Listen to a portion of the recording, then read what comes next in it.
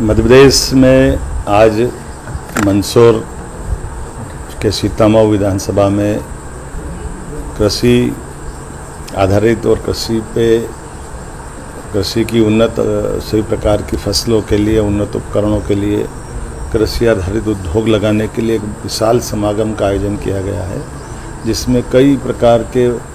अलग अलग क्षेत्रों में काम करने वाले लोग जो हमारे किसानों की फसलों का ठीक से उत्पादन होकर प्रोडक्ट बनाए और प्रोडक्ट से उनकी न केवल फसल की कीमत सही से मिले बल्कि राज्य भी समृद्ध हो, किसानों को खेती में प्रोत्साहन मिले, वो अधिक उत्पादन ले पाए। ऐसे कई कारण से हमने एक बड़ा प्लान बनाया है। मुझे इस बात का लगातार ये मन में लगता रहता था कि हमारे किसानों के लिए भविष्य की दृष्टि से कृषि उत्पादन फसलों का तो हमारा बड़ा है, लेकिन प्रसंस्करण इकाइयों की संख्या बढ़ना चाहिए, जिससे कभी कभी जब अधिक मात्रा में मान लो सब्जियां हो जाती तो कई बार किसानों को वो ऐसे ही औने पौने दाम पर या कई बार मुफ्त में फेंक कर जाते हैं, तो बड़ा दर्दनाक दृश्य रहता है।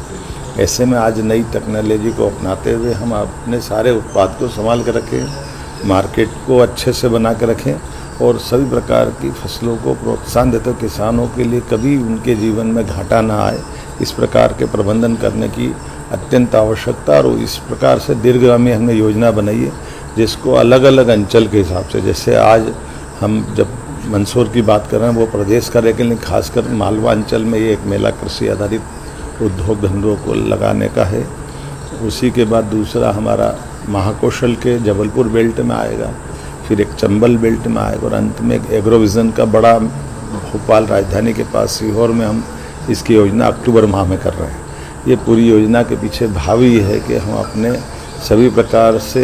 व्यवस्थाओं को प्रोत्साहन दे करके मध्य प्रदेश जो कृषि फसलों में आगे है, इसी प्रकार से कृषि के प्रसंस्करण में भी आगे जाए, फूड प्रोसेसिंग में आगे जाए और ये देश के अंदर सबसे समृद्ध राज्यों की श्रेणी में सफल हो जाए। मेरी अपनी ओर से इस प्रकार के प्रयोग के लिए कृषि विभाग और सभी लोगों को बधाई। आपसे आह्वान करता हूं कि जो इस प्रकार से नए काम धंधे में आगे बढ़ना चाहते हैं, रोजगार चाहते हैं, मध्य प्रदेश के लोगों को मदद करना चाहते हैं, आइए हम सब मिलकर के यशस्वी प्रधानमंत्री के नेतृत्व में ये कृषि उत्पादों के नए दौर के मध्य प्रदेश को बनाने में मदद करें। बहुत बहुत बधाई।